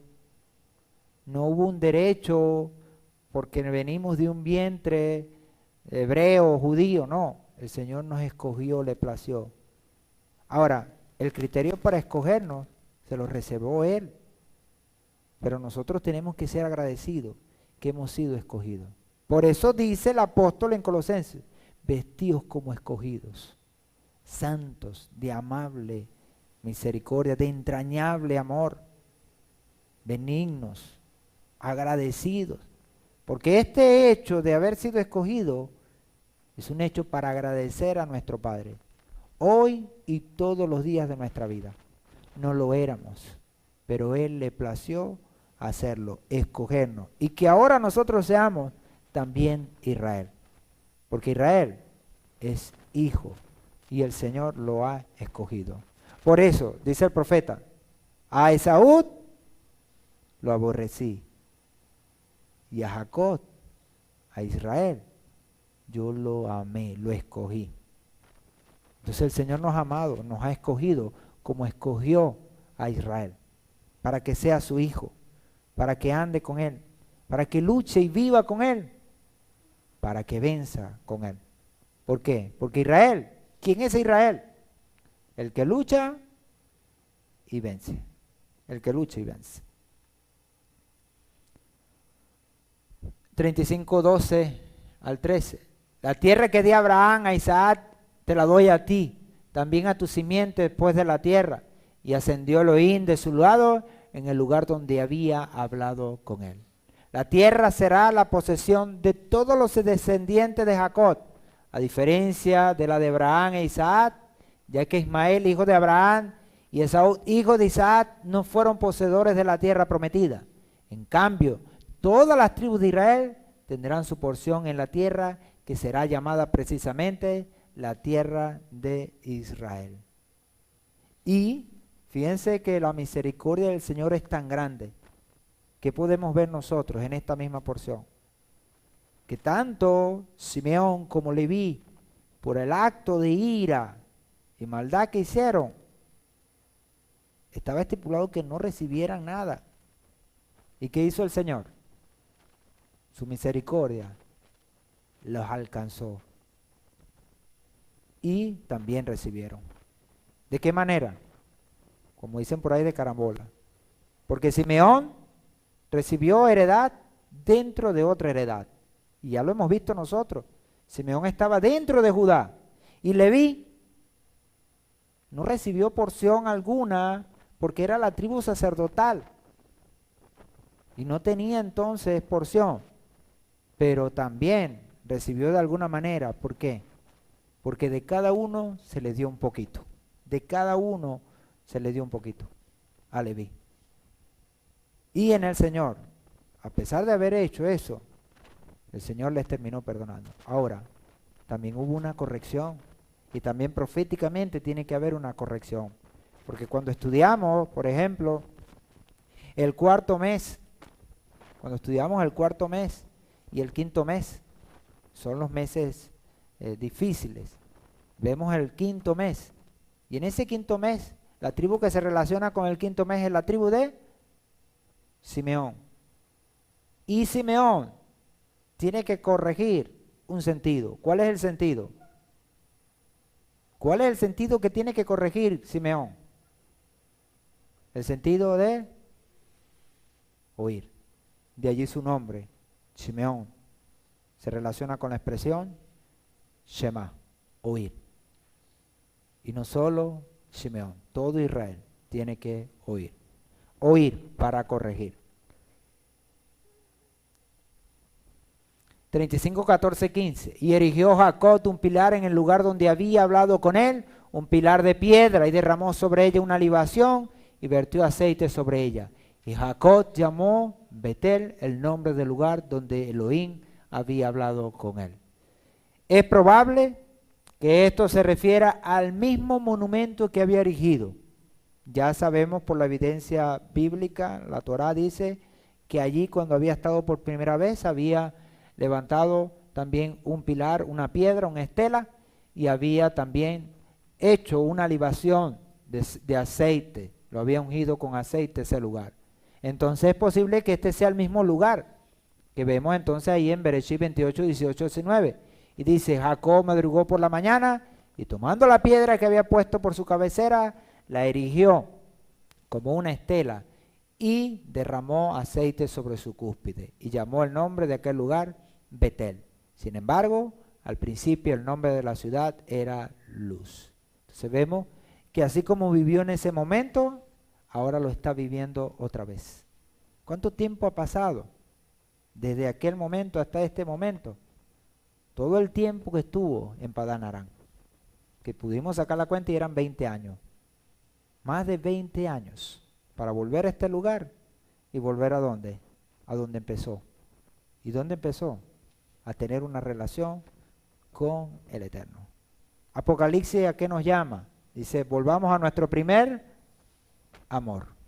Y todos los días nosotros tenemos que reconocer quién es nuestro primer amor. De volver ahí, a ese lugar de encuentro, a ese lugar cuando el Señor nos llamó, a ese lugar cuando el Señor nos mostró. Y seguir allí y habitar en la presencia de Adonai. Muy cerca de Betlehem, vemos en esta porción, terminando ya esta porción, Raquel al morir dio a luz al que llamó hijo de mi tristeza, que fue cambiado por el Padre en el hijo de mi derecha o hijo del sur. O sea, Jacob tuvo 11 hijos en Padán Aram, ¿verdad? Más la hija, en este caso Dina, y uno que ya traía, como dicen en el buche, en el vientre, con su esposa Raquel, la amada. Y llegando ya allí, ¿verdad? Con todo este ajetreo quizás de los muchachos, de los hijos del problema, en el camino a Betlehem, en Efrata, Raquel, ¿verdad? Se adelanta y da a luz al hijo, porque después que sale de Betel, él quería llegar a Beersheba otra vez, a Hebrón, donde estaba su padre. Recordemos que Isaac se quedó allí en Beersheba y que posteriormente lo vamos a ver en la próxima porción. Entonces fue allí donde tuvo ese último hijo que tuvo Jacob, hijo, vamos a decir, natural o biológico, porque después vemos que en Egipto adopta a los dos hijos de Joseph. Entonces tiene ese hijo. Para Raquel fue el hijo de su tristeza, pero para Jacob fue el hijo de su derecha o hijo del sur. Esto, por supuesto, se relaciona con el Mesías mismo. Todo esto habla del Mesías que tenía que nacer en Efrata, llamado también Betlehem, la casa del pan, que se relacionaba, ya sabemos, con David y lo que era toda la familia de David, con Ruth, Obed y toda esta gente que vivía en este lugar.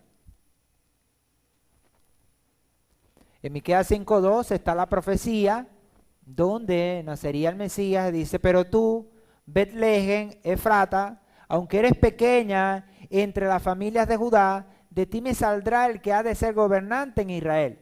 Y sus orígenes son desde tiempos antiguos, desde los días de la eternidad. Ahora, cuando Miqueas dice esto, por supuesto, obviamente lo está diciendo del Mesías. No lo podemos confundir que lo está hablando de David, porque David también nació allí, en Betlehem, en Efrata, en las familias de Judá, en las familias más pobres de Judá. ¿Ok? ¿Y por qué lo sabemos? Porque, bueno, Miqueas es un profeta posterior a David, posterior, ¿ok? En este caso. Entonces, obviamente está hablando de otro rey, de otro gobernante, de otro aquel que iba a gobernar. Y evidentemente esta es una de las profecías mesiánicas. Entonces, se relaciona el hecho de que Raquel haya, por supuesto, muerto en este lugar y haya dado a luz a su segundo hijo y al último hijo biológico de Jacob en este lugar. Lugar, por supuesto, que tiene mucha relación con Benjamín y con también posteriormente lo que va a ser el Mesías en Benjamín.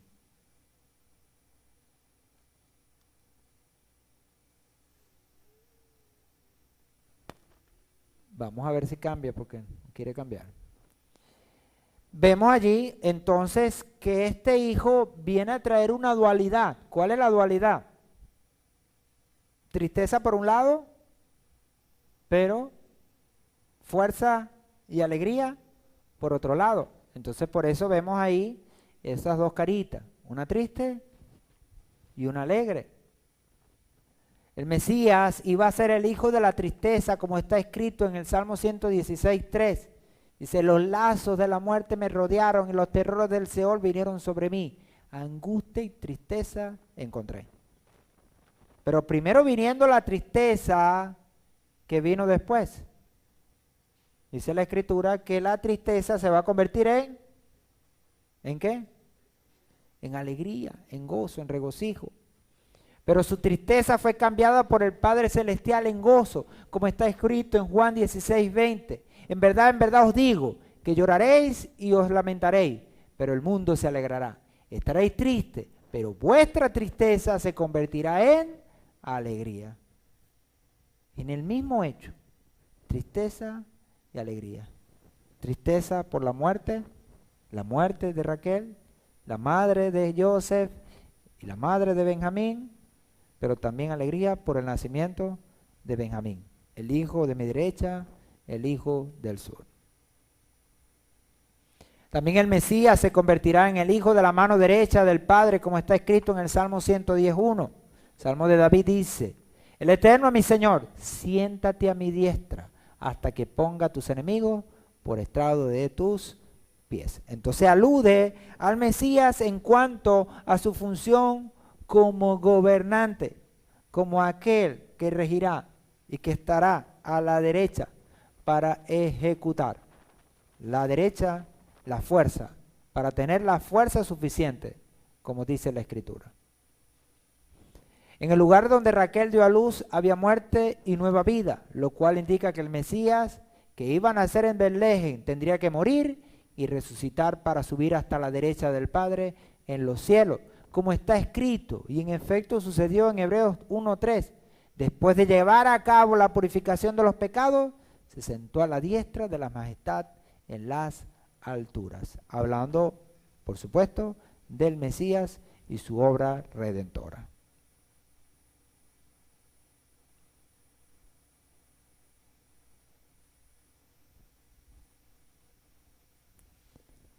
Con esto entonces estamos terminando esta porción y nos estaremos viendo la semana que viene con el favor del Eterno en Shabbat. Estaremos estudiando la parashá número 8 en su parte 3 para terminar entonces con esta porción de Vaishlat.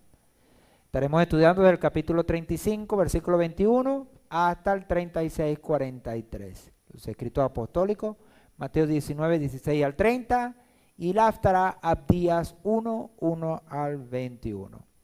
Bueno, que el Eterno les siga bendiciendo, hermanos, en este día de Shabbat. y que podamos seguir alegrándonos y gozándonos en el Eterno.